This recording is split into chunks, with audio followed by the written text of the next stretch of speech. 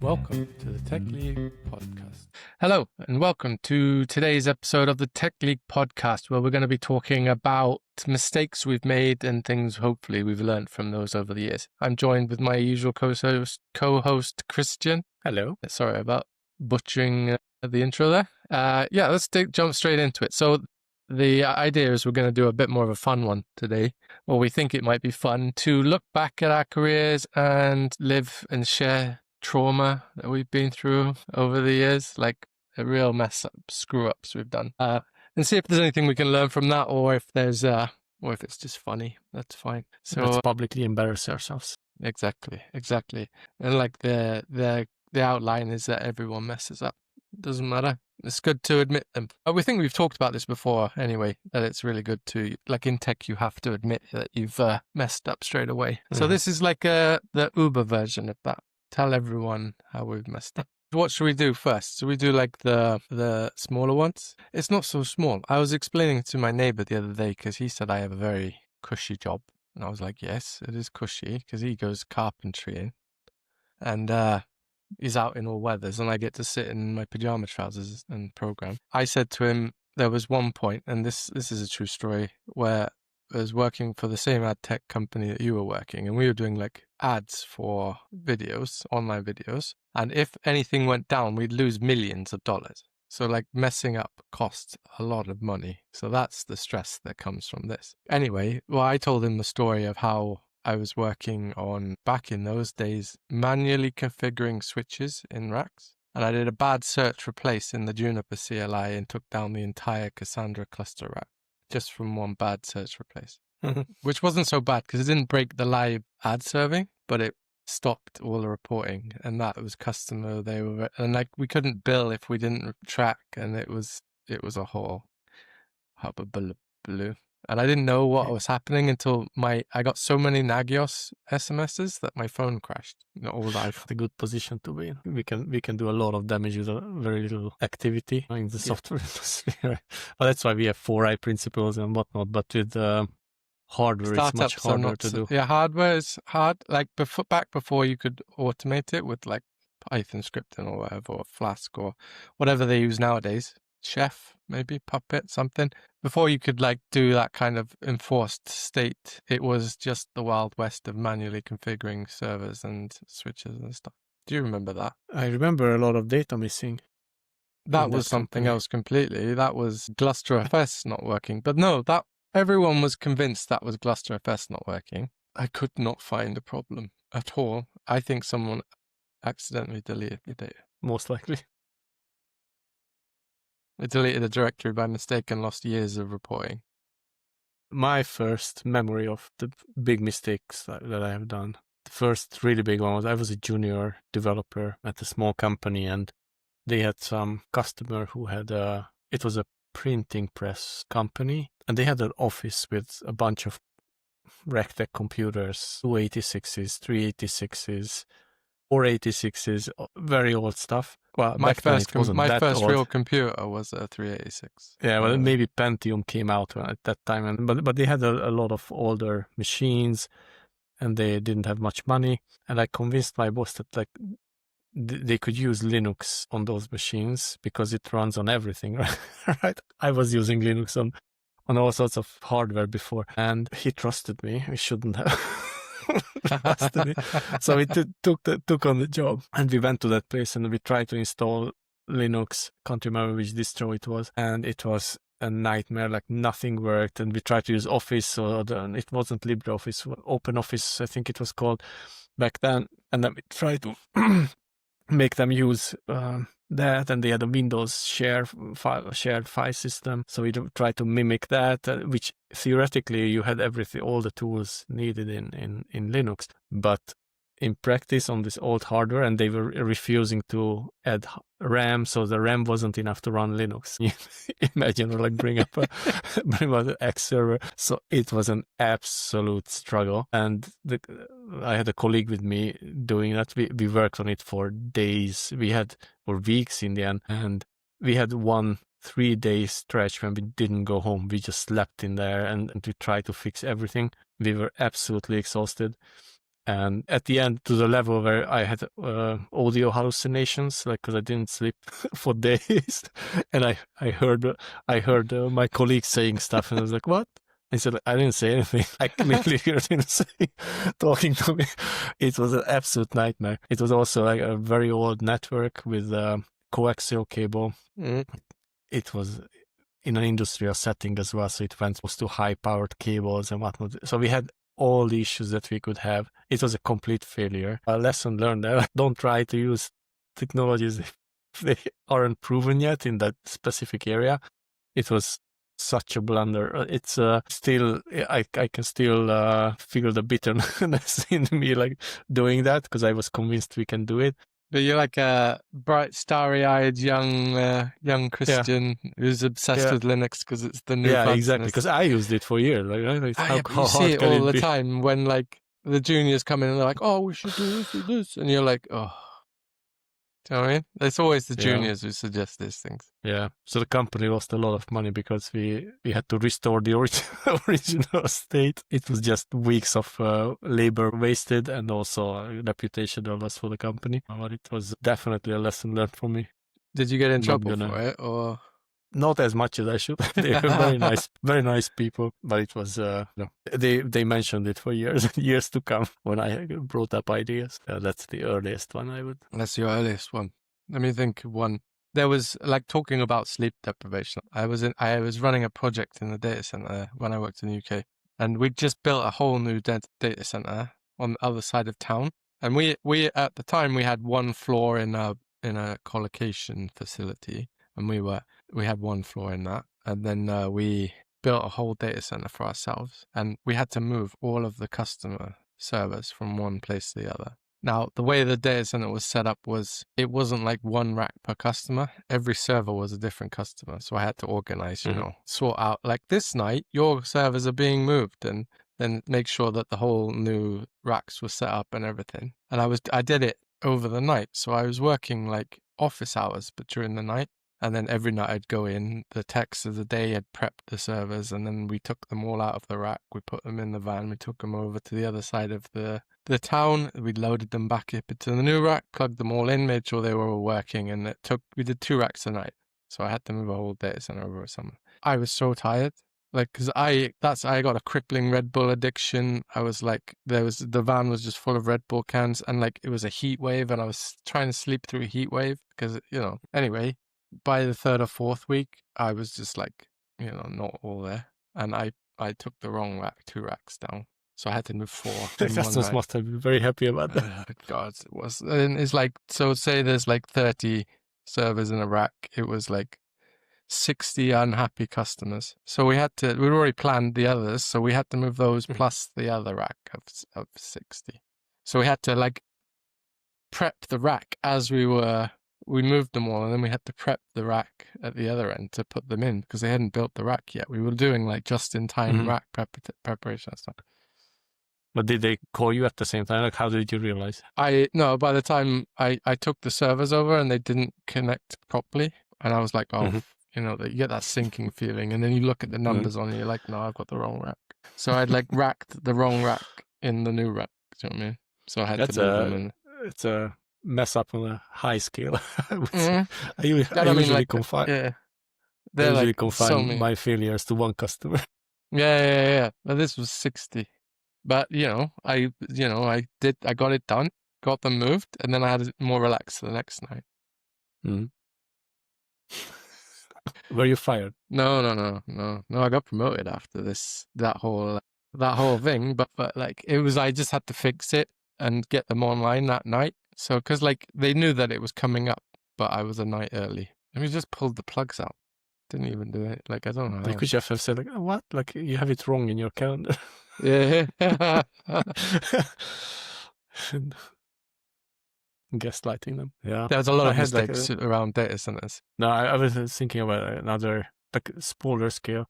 I was working at a startup. It's a 3-person startup, and we were working in literally a garage. It wasn't even a garage. It was like a storage facility that we rented out and put a couch in and a few desks, and that was our office, and we had all our software on a hard disk. There was no centralized Git or whatever yet or publicly provided, so we had to do SCM for ourselves. And we had one hard drive, and we wanted to make a backup copy of that. And Krisztian made the backup, but with a DD in Linux, disk copy. You did it the wrong way around?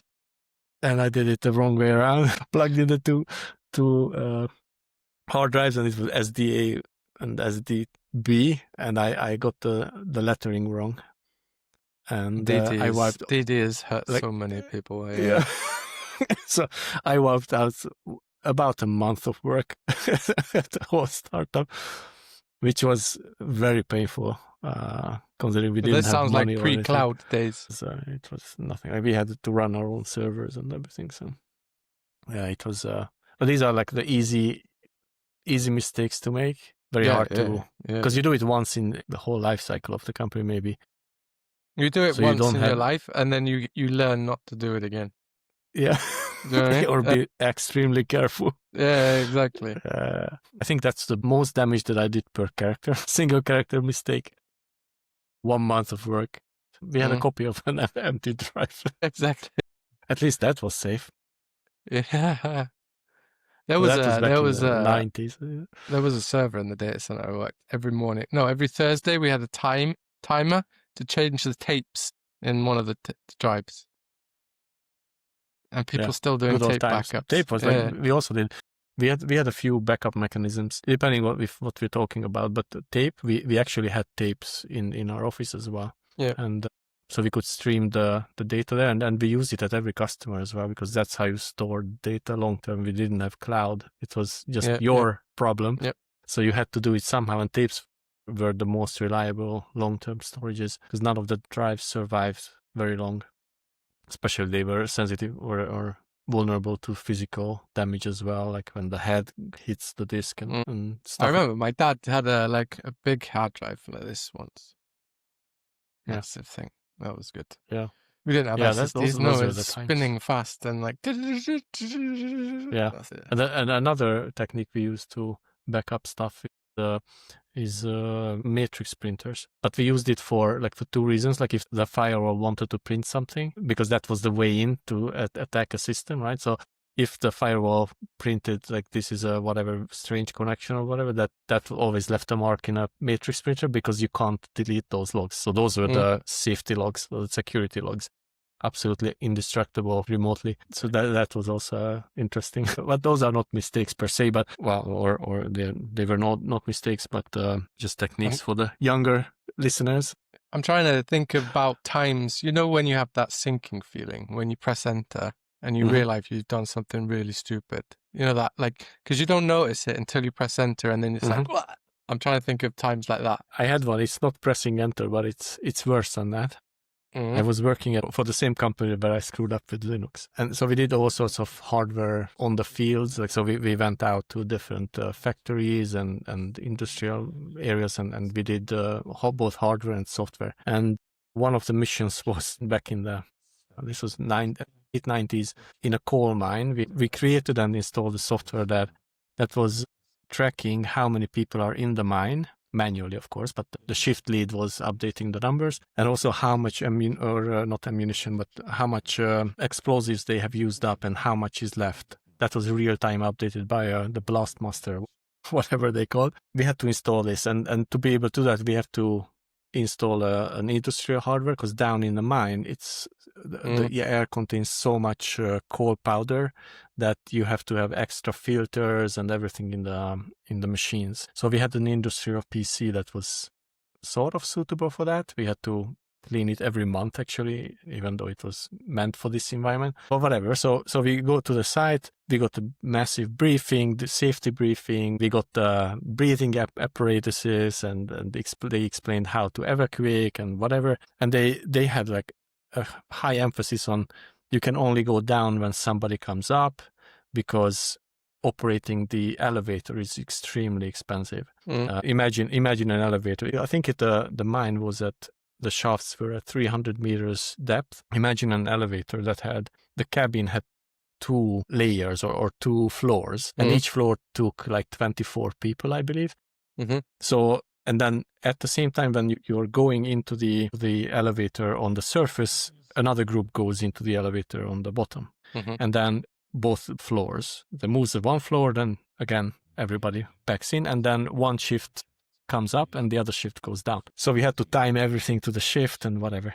We stepped into the elevator with the new shift who was changing the people that were done. And then it's super funny actually, these lifts. So imagine like 300 meter depth, that means 600 meter cable. It's one cable. It's a single strand. It's a multi-stranded, like maybe 5 centimeters wide, very strong cable, very special. So as they said, like they check this cable every day and with a cotton glove, and if the glove gets frayed or something, they change it, and it costs a lot of money. So they explained this to us just to understand the importance.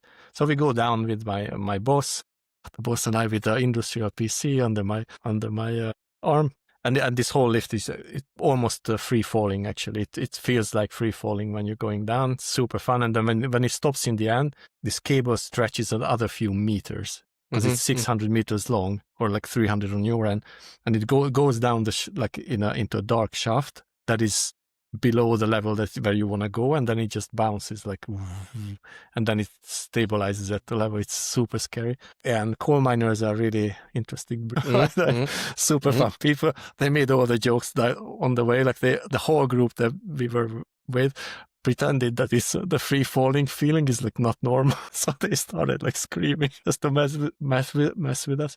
Whatever. So we went down to the coal mine, and then we had to switch to a little train. Imagine like a toy train in a Disneyland or something. That's the size because of the shafts are small. Everybody's packed crammed in this little train, and then we went out maybe a kilometer into the shaft where the offices were, where we had to install the machines. We exited like we just stepped off the trainlet, I should say. I don't know what it's. And then the miners went to the actual excavation area, maybe 10 kilometers deep. And we settled in the office. We're trying to, set up. And then I realized, like, fuck, we left a super important tool up on the surface in the car. It was my job to bring all the tools. So that sinking feeling, oh my God, dude, I felt so bad. After all, Did you just sit about all day waiting for the shift to cut back and go up? No, I wasn't like, hey, we can't do this. Like, we have to get this done, go back and talk to the elevator master or whatever they call it to take you up. And they radioed up front from the office that this is the situation. And we couldn't solve it. Like, there's virtually no tools down there in that office. So, and we had to also build, we had hardware as well, and we connected the RS-485 protocol converter, whatever. So it wasn't just the PC plug in and go. And we needed some tool. I can't remember what the tool was, but it was impossible to finish the task without that. So I was sent back. The looks like, yeah, and they radioed up front like that. They should take me up. The looks I got from the operators there, and I was the only one. So the 4 floors, like 2 floors on each side, nobody came down.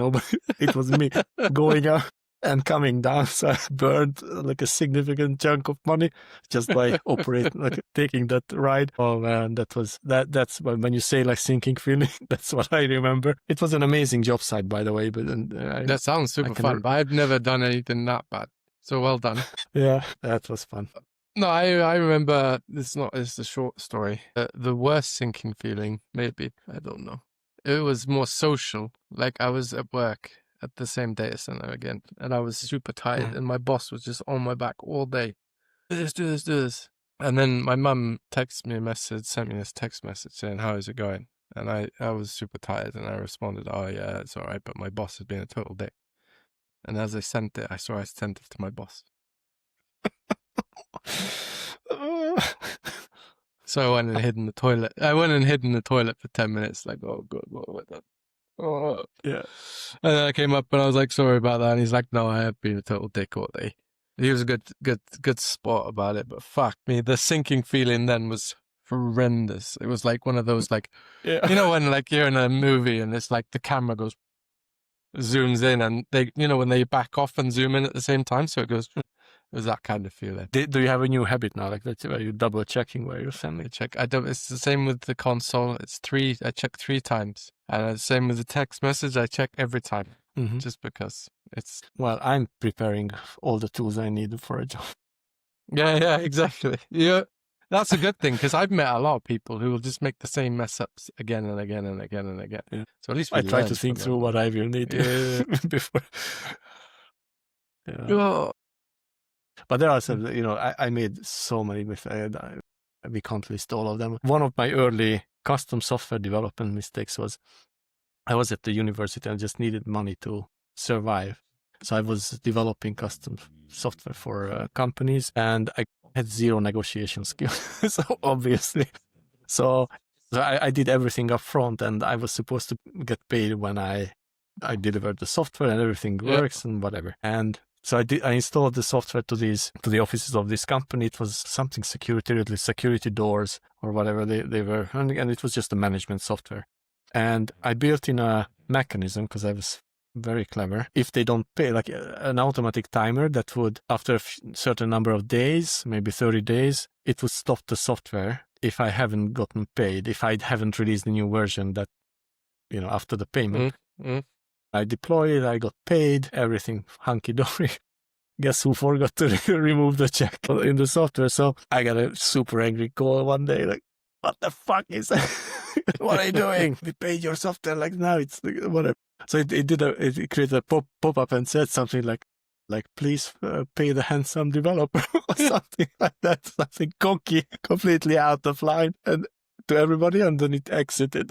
So they couldn't do the work. And then I had to do the walk of shame, because this was like still like 90s, no internet, like remote updates or whatever. This was closed network. And I had to do the walk of shame, updating the software on all the machines on site when people were looking. Oh my God. But with that company, I had a few adventures, because this was I think it was a DBase database, which is just a shared file with a file locking mechanism on a shared drive. And the network was corrupted. And the database got corrupted all the time, and they blamed me for it, and I was blaming, like the network doesn't work, so I had to write network testing software just to prove that it doesn't work, and it was intermittent issues, so I couldn't immediately prove it and whatnot. And then at some point the CEO left me a voicemail, I still have it to this day, that says like, if you don't come and fix this software, I'm gonna let people beat you up. This was 90s Eastern Europe. This is how you do business. And I got a promise of a proper beat down. Yeah. Fuck. It was really fun environment to work with. Lessons learned from that as well.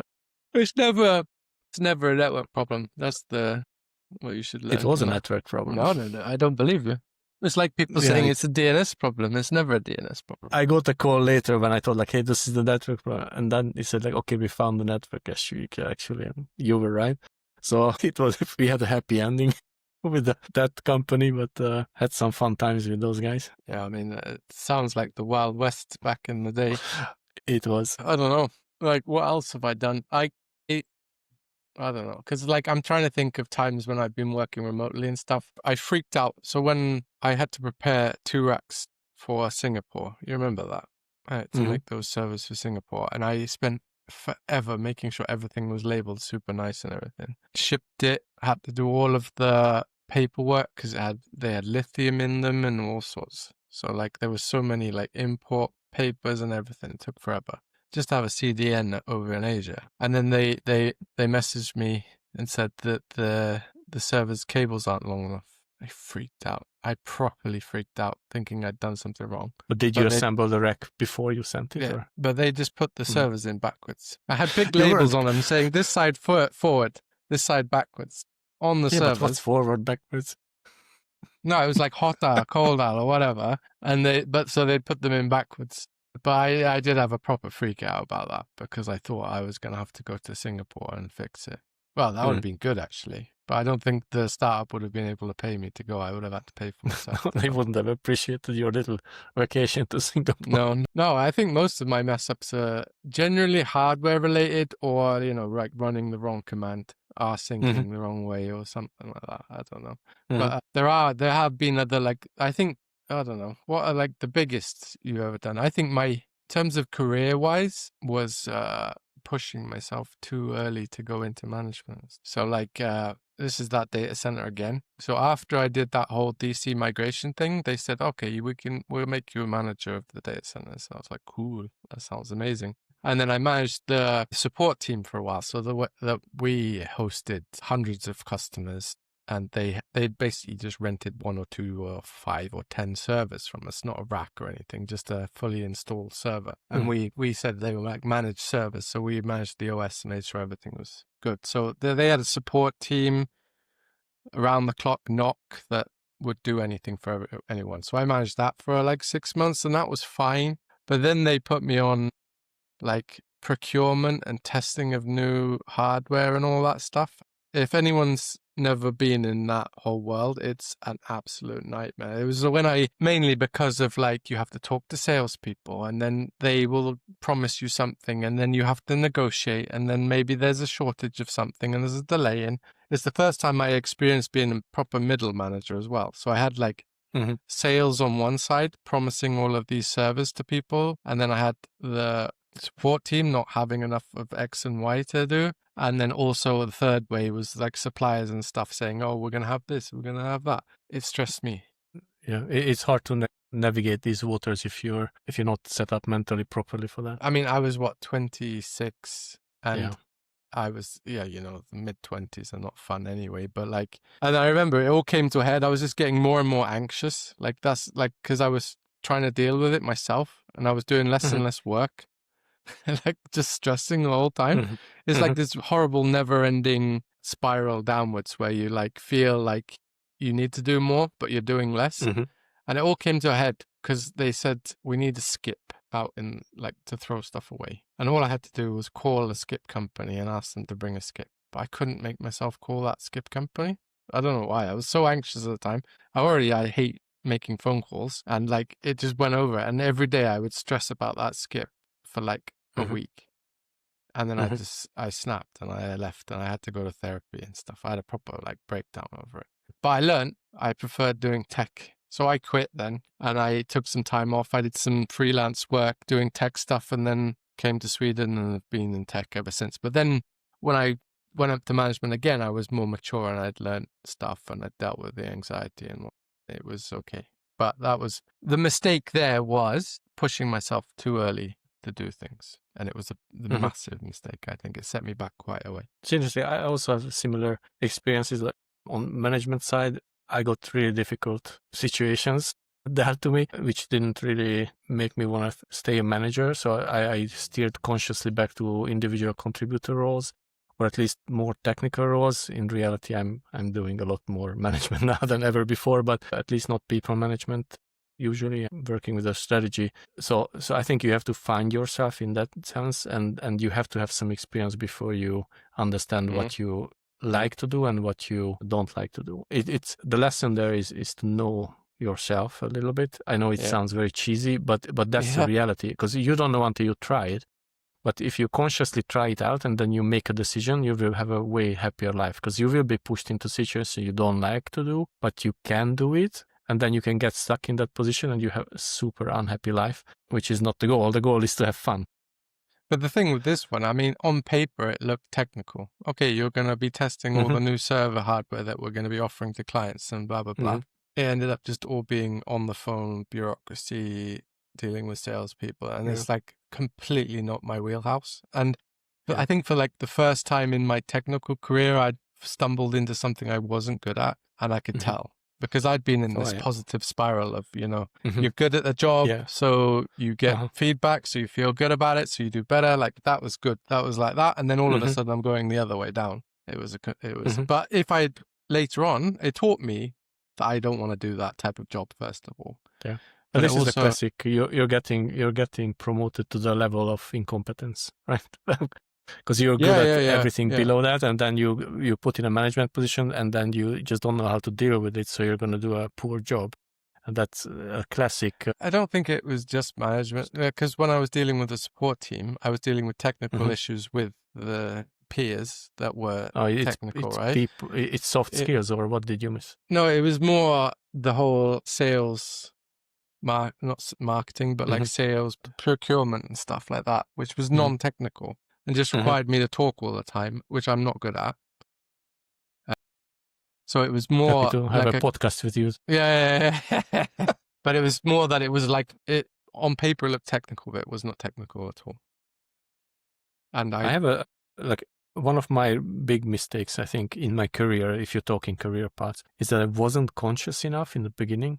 I just did all sorts of stuff. Didn't care about the salary. Yeah, but didn't care about like which industry I'm working in or whatever. So I think I wasted, like, not wasted, because I had so much fun, and I had so many adventures in these different like coal mines and all sorts of facilities. And then my own company, I started it too early. I didn't have the right skills to make it successful. I had the technical skills, but I didn't have the non-technical skills to make it successful. So that was a bit of a spinning in its own place. We did amazing things on the technical side, but we couldn't sell it properly. So sometimes I think back and think maybe it wasn't a mistake, but I should have been more conscious.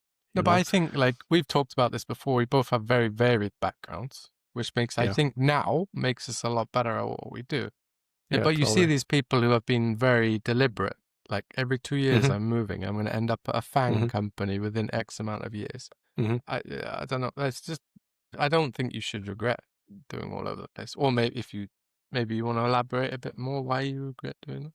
No, I don't necessarily regret it, but I think I could have accelerated the process. But you're like at the pinnacle now. Like you're not gonna, like, you got there eventually. Yeah, but I could have, I had so many good technical ideas that others realized because they were better at business, right? And that's what I mean. I wasted my time. Still have a long list of ideas, and then every year I cross out a few because somebody else did it and made a successful company based on that. Yeah. Why? Because I didn't execute. Because back in the days, I didn't have the business skills to execute on those, and I didn't surround myself with the right people for that. I surround myself with technical people because that's the most fun, right? But you do have to. So I think that was a career mistake in a sense. I don't regret it because I'm happy where I am, and I'm happy with my life in general. But I could have done magnitudes more if I would have been conscious. So if I have to translate this into a recommendation to someone, I would say, like, just be conscious about this. Be aware of like what you're not knowing, and then surround yourself with people who are complementing you. Yeah, because then you can be way more. Maybe you're looking back with a bit rose-tinted goggles as well, because when you're a junior, you need to surround yourself with technical people to learn from them, and then at some point you learn That's enough. True. Yeah, and then, I'm not. Yeah, but you also should learn non-technical things. Is what I'm trying to say. Because it's so easy to learn technical things. Yeah.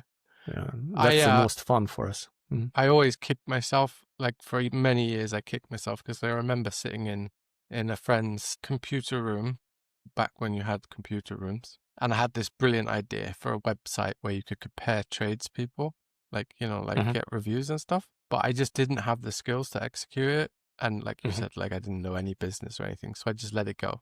And then like 2 years later I see like Go Compare and all these other sites pop up and make so much money. I had a similar experience at high school. I had an economy class at high school, which was out of pocket for me because I was in a technical high school. I was a machine building technician, or I was studying to be one. But we had economy, like basic economy. And I had a business idea to categorize or catalog all companies in our area, so people can look them up and search like what do they sell, whatever.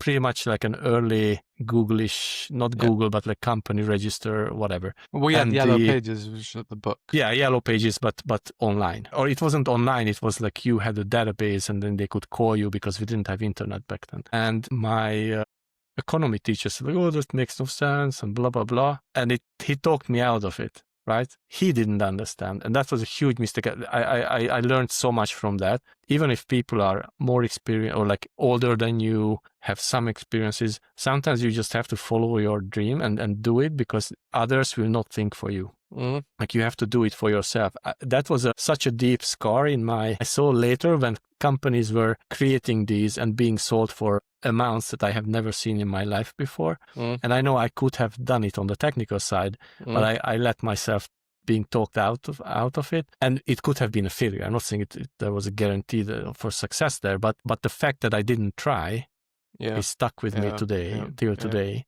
And this was, I was in my teenage years.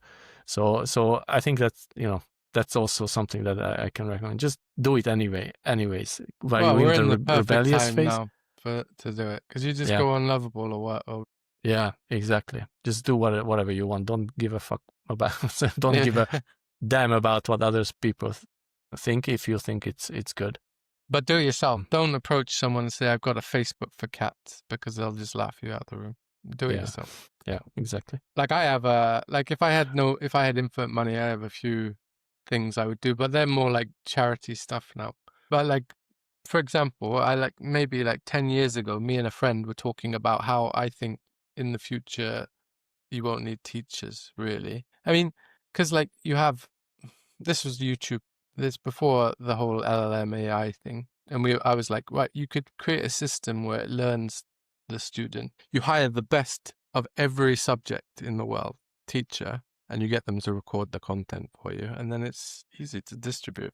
I had this idea that I would make world-class education for everyone in the world, and I was super enthusiastic about it. We never got anywhere with that. But now, like, if we'd been in the depths of it when this whole AI explosion happened, billionaire. I would have been a billionaire. But these companies did evolve over time, and we have many of these educational companies. EdTech is a big thing. I agree. It's good, but it's exactly the same. Like you have good ideas, then execute on them. That's my advice, because what they say about ideas, everybody has one, cheap, right? Yeah, it's the execution that is the multiplier, right? Exactly. The execution is what matters. Nobody cares if you have a great idea, and that's why I don't like to be protective about ideas as well. And I guarantee you, like from my experience, I guarantee you, if you think of something, 100 other people thought about the same across the globe. The question is who's going to execute on it, not who came up with it and it's my idea. It's rubbish. Like it doesn't matter. Like who does it is what matters. So that's definitely a takeaway. Maybe we shouldn't be so salty about not doing the ideas, and because I let it go. So right now I'm in a mental state where I just tick those ideas off. Like when somebody else does it, oh, good for them. They did it. I didn't. Did I? No. So I can't blame anyone else, just myself. Yep. And then, there's always circumstances when as you raise in your career and you get more money on, on your bank account, the incentives are less and less in a sense, because to sacrifice that, especially if you have family, just to risk everything to do that one idea, like, is that worth it?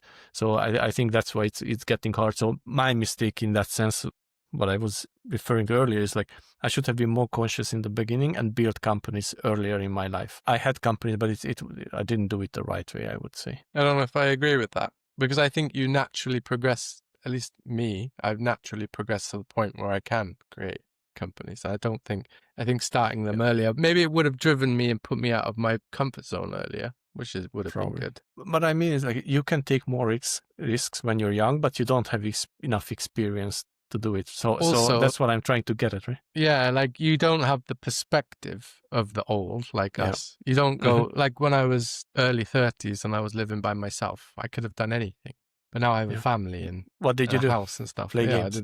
I played video games. Played World of Warcraft too much, and I could have, started, like you're saying, I could have started companies, made like you. We see people who are doing that. I don't know if you have to be a certain type of person though, like because the risks are quite. I think heavy. Everybody can do it, and sometimes it's good that you don't have a best understanding of the big picture. Because that's when you come up with innovations that nobody thought of because they think it's a poor idea or you can't do it. But if you don't know you can't do it, you might actually do it, right? So it's a double-edged sword. But you were asking about like biggest mistakes, like big in terms of financial loss.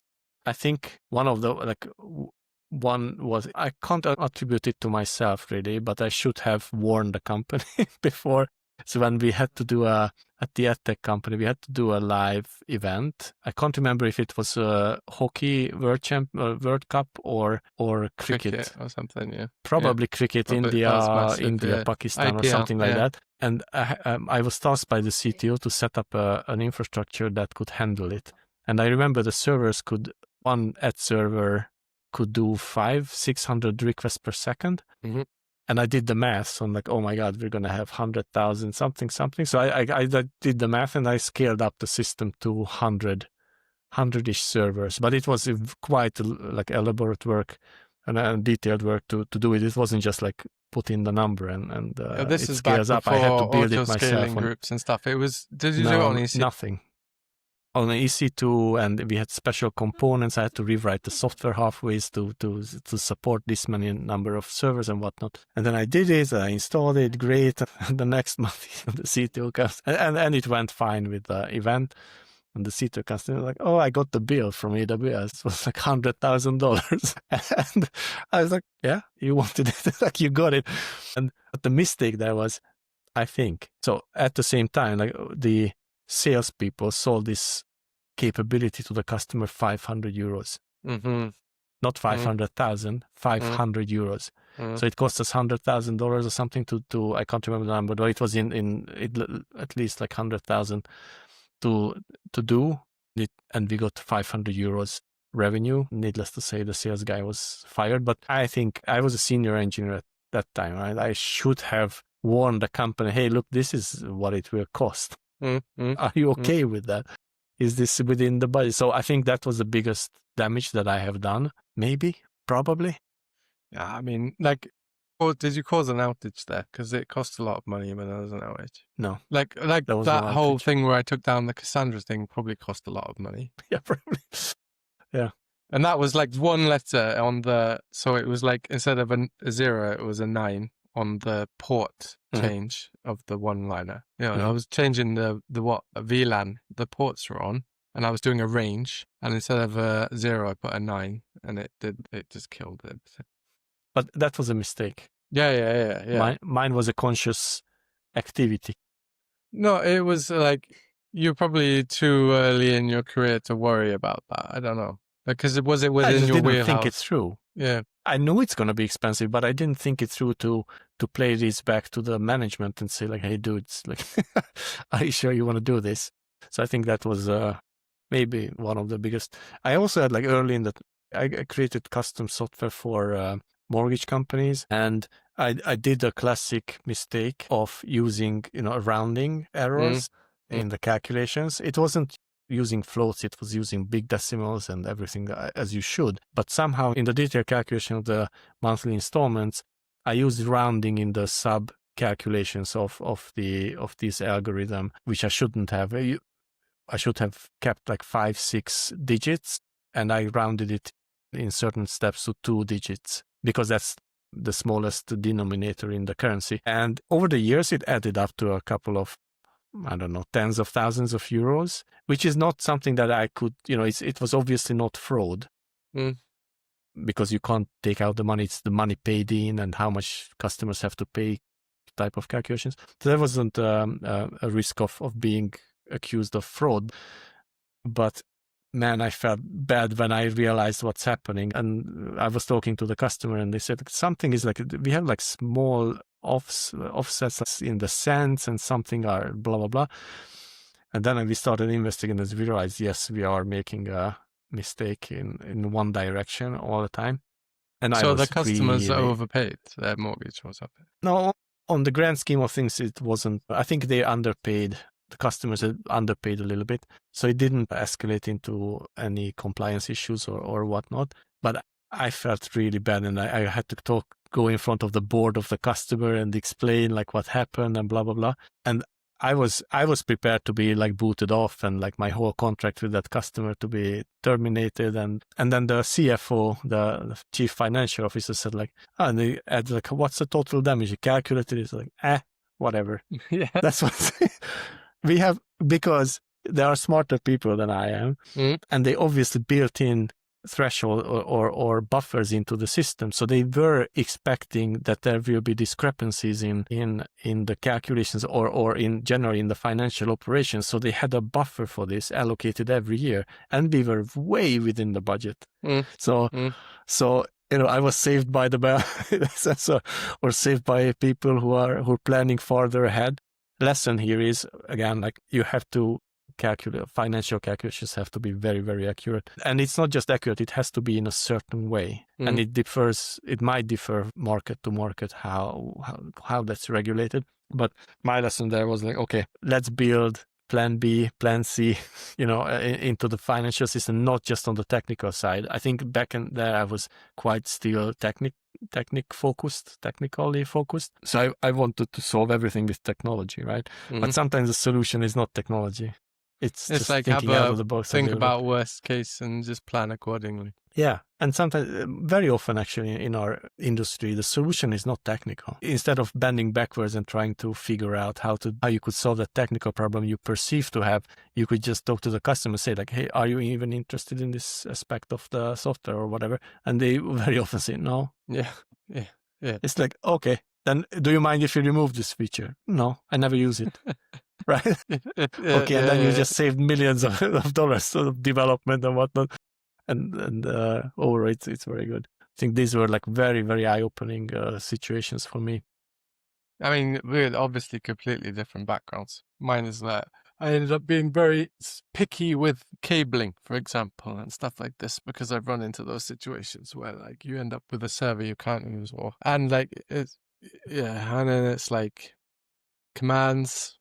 But like the money thing, this is something that you and me both experienced later at that ad tech company. When you get to a point where you start seeing the cost of things for companies, you realize how much money is just flowing around. And like before that, I would freak out about like, oh, I overspent by $10, but no one cares. They're like, well, whatever, it doesn't matter. It's like my current company I'm working at, I was like, oh, so they wanted me to host ClickHouse, and I spent a whole day diving into how to do ClickHouse on-prem in Kubernetes. What's that? It's like a database. It's like just a very fast SQL type database for data analysis. It's used a lot for like data people to do queries on. Anyway, so I looked up the Kubernetes operator and all that kind of stuff to see how it was. And then at the end of the day, I was talking to him, and then I just looked at the cloud version. It was like $60 a month. And it cost more for me to spend the whole day researching how to host it locally than that. And then I brought it up in the stand-up the day after. Oh, I think we should do this. And he's like, how much does it cost? I was like, I don't know, $60, $100. He's like, why are you even asking? Just do it.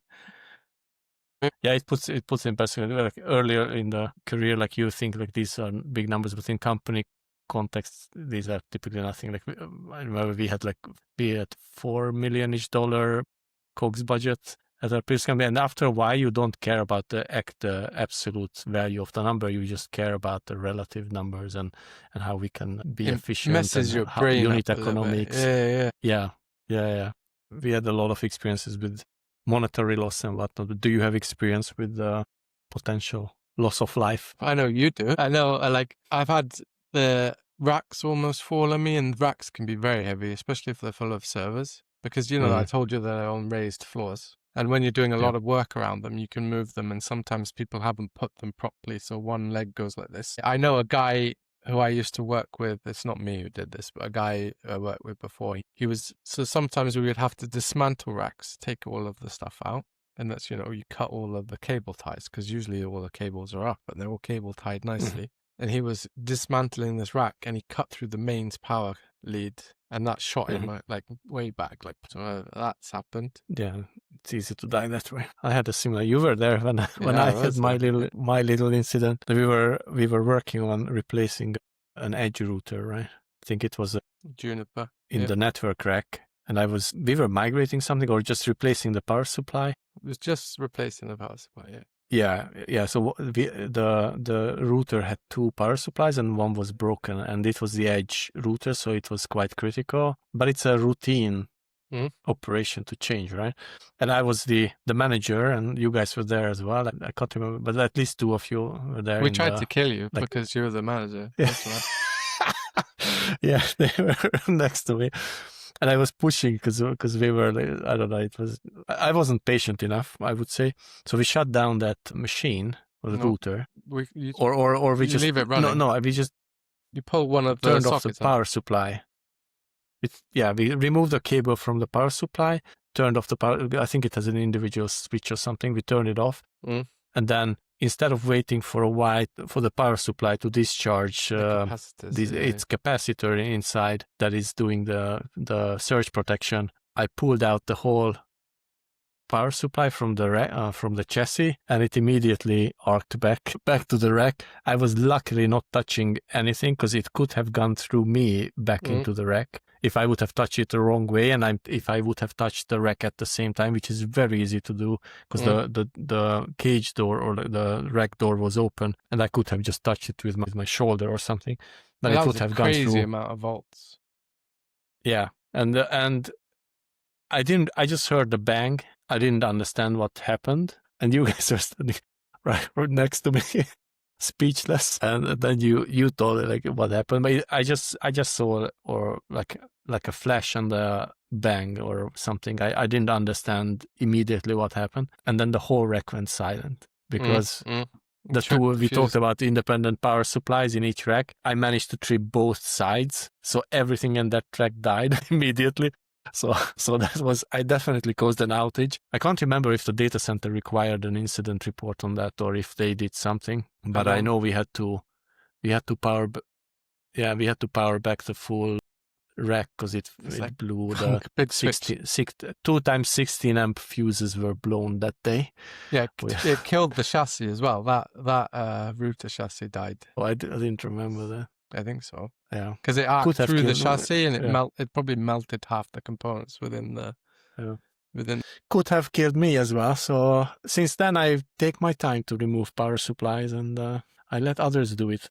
Yeah, it's a very dangerous place. I think we introduced a policy after that no single person shall go to the data center in the team. I still did it. But you're a rebel, right? But it can be very, imagine, because we also had a cage, which is a closed area that nobody enters. Imagine if somebody goes in, does something like this, gets electrocuted, and just lays down there. There's nothing they can do. Or just, you have zero chance. You will not be found for days. If you don't check out, they might check on you after a while, but it's a closed closed area, so they're not going to see you directly. They have to specifically enter that area to search for you, to find you. So I think that's a super dangerous place to be. It is it's a high risk area. So well, I'm surprised I'm not dead. That's where I spent most of my career to date. So, and like with AI, with this whole AI boom of data centers, I might end up being back there again. Yeah, there's a high chance for that, actually. I mean, there's so much heavy equipment as well. I don't think people understand how heavy a server is. And then when you have a whole rack full of them, and then you slide them out like this, and then they can fall. It's super dangerous. It can be very It's literally tons. Yeah. It's all metal.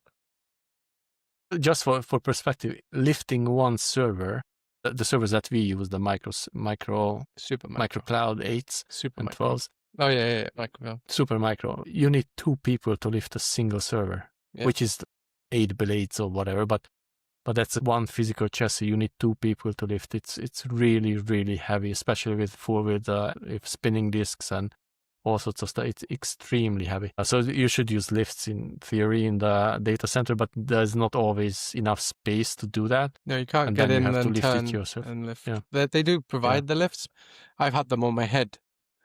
And it's good for your overhead press. You have to do weights like this. What could possibly go wrong? Because you have to clip them, like, when you put in like IKEA drawers, and they can be super annoying trying to get the clips and stuff. Imagine doing like 50 kilos over your head trying to clip it in, and you're by yourself. Yeah. And then the lights turn out because you're not doing it quick enough. You can make mistakes in the data center very easily. I didn't like when you guys went alone. That's why I prefer if 2 people are there to avoid these type of mistakes. Yeah. But I also had similar. It wasn't resulting in loss of life, but could have. I was working in the 90s on a small airfield. Imagine like a small airfield where there is not paved; it's just grass, but it's a massive field, like 2 kilometers long with a small control tower. But these are typically not manned 24/7. So what we did was, we did two things. We installed lighting. They bought lighting for the strip. So it was still a grass strip, but it had lights on both sides and one taxiway. And it was again like a software hardware combo with the software running in the tower, and then the microcontroller sitting down on the field in a small house, of course, and controlling the lights. And that wasn't the lighting part wasn't my mistake. The microcontroller just did turn on the light, and it had multiple levels of lighting, like dimming features. But when the lights, these super expensive, and imagine like 1.5 kilometer long strip, lights every, I don't know, 20 meters or something like that. A lot of lights, very expensive. And somebody made a mistake in the microcontroller's code to turn them on at full brightness when they were called. Because it sounds logical, right? Like you want to turn on the lights. Why? Because you need light. So let's put full power first, and then if you want to dim it, you can dim it. The mistake was that these bulbs that were in the lights couldn't take this. So when they were called, they needed to be warmed up with slow current first and then increasing it. And all of them popped at the same. It was millions to replace them. One like single mistake in the software in the microcontroller, but I didn't do that. But it was my colleague. But lesson learned. And then, but I also made a mistake there. It's a known system called PCL, PLC or PCL, I think, pilot controlled lights, which means if the tower is not manned, you can fly in to the airport, or in this case airfield, and when you try to engage on the radio frequency of the tower, we detected the click. And then we started playing an automatic sound that said like, hey, this is an unmanned airfield. If you want to have lights, you have to click, I think it was 3 times to have minimum light and 5 lights if you want medium, whatever, and so forth, and in between. And at the same time, it gave we had a weather station where we could fetch the info, and the info was read out loud. So we synthesized data or sound from the weather station's data, and we said like, hey, the wind is from this angle, it's 130 north, whatever, blah, blah, blah. This is the wind speed and with gusts of whatever. And all of that was fully automated. This was 90s. It's super cool stuff. I loved working on it. I lived on the airfield for 2 weeks when we did this, when we installed it. But I was the one writing this software with the readouts and whatnot. And I use Visual Basic. You don't want to use Visual Basic, but back then, state-of-the-art technology. And I made the mistake of not clearing the information buffer that was reading the weather station data. So after a while, if it couldn't, and these were like super shitty PCs that like they couldn't keep, if they couldn't keep up with the data amount that the microcontroller was sending, and the buffer filled up, and there was a delay in the readouts and the reality, because the latest data arrived and it just entered the end of the queue, right? So I was reading the beginning of the buffer or like the queue first. So it drifted, and I didn't notice this actually. The operators realized that something is wrong after a while, but under certain circumstances, it could have led to somebody coming in and I'm telling them, oh, the wind is from north and it's actually from the south. That's disastrous in high wind situations for small planes, and this was an airfield for small planes. Could have been really, really bad. So I'm happy that they found the issue, and then it was an easy fix, just flush the buffer. Yeah, but like you hear about horror stories, especially with planes, like integer overflows causing plane steps into the ground and stuff like that. Yeah, it goes very quickly. So after that, I started to be way more diligent and think about testing and all other angles of software as well, not just, oh, it's cool and it's I can do this, so I do it. It's like prove that it works, and it was quite eye-opening for me in that situation.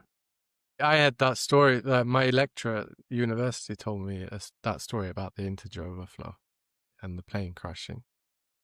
Yeah, rockets crashed as well because of unit conversions. Like, yeah, that was the landing on the Mars, wasn't it, or the moon, because they had inches instead of centimeters. But my university lecturer was like, he was telling the story, and he said, oh yeah, and there was an integer overflow, so it caused the plane to dip, and I laughed, and he said everyone died. And I was like, oh.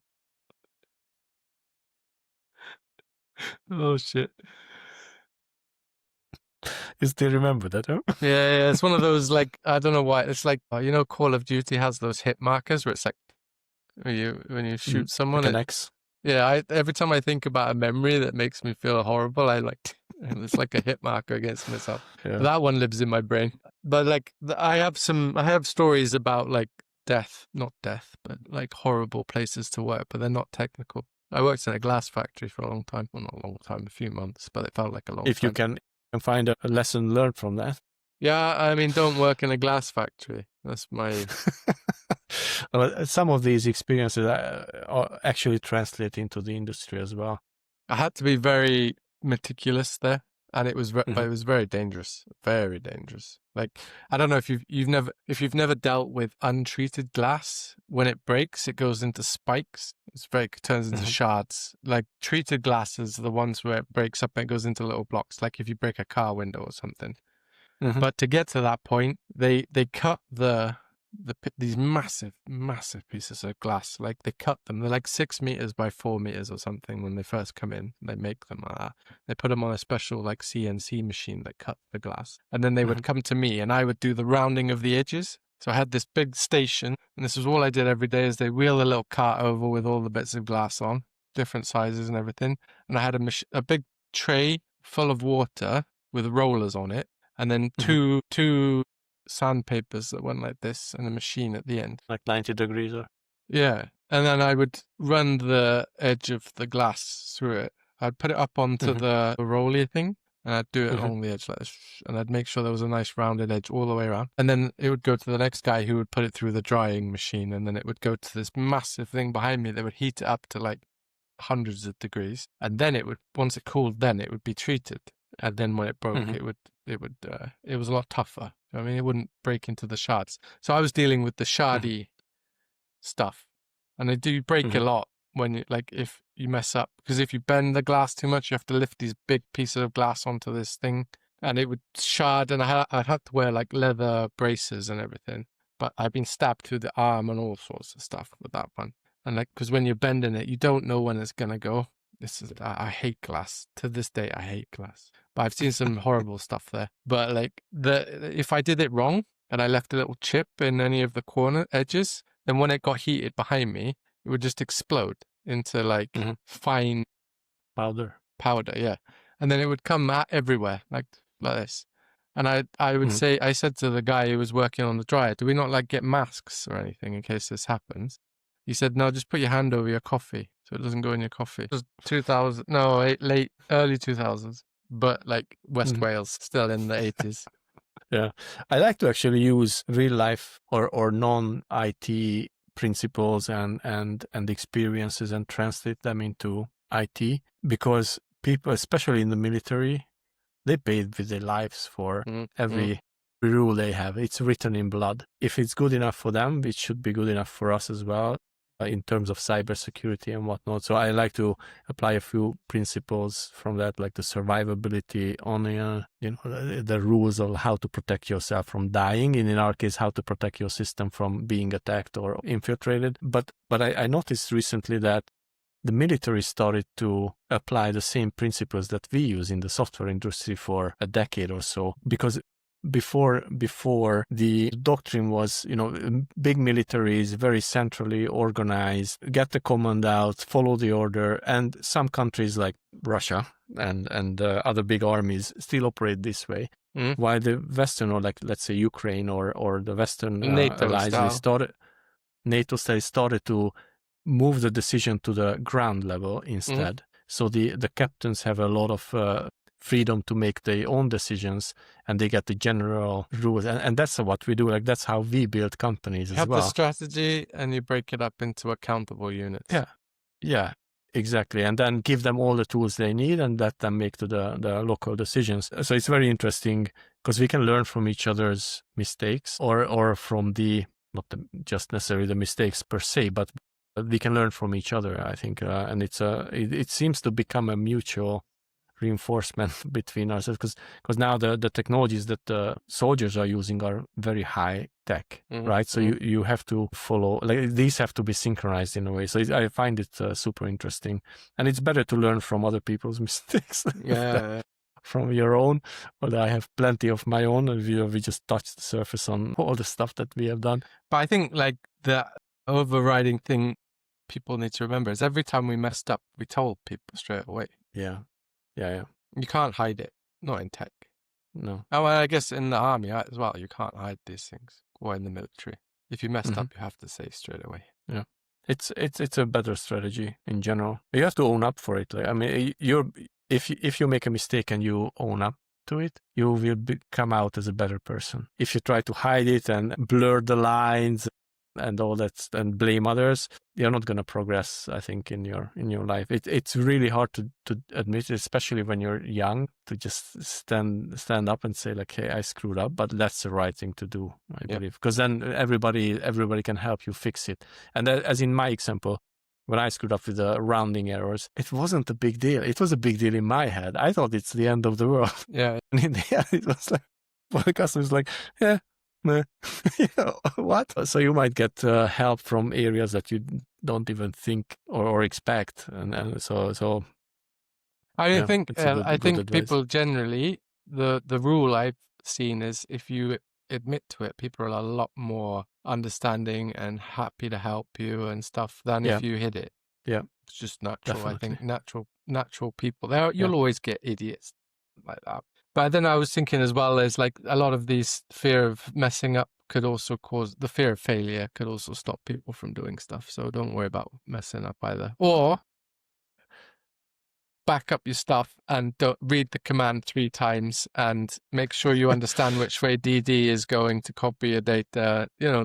Be reasonable and move fast and break things. Don't move always fast and don't always break things.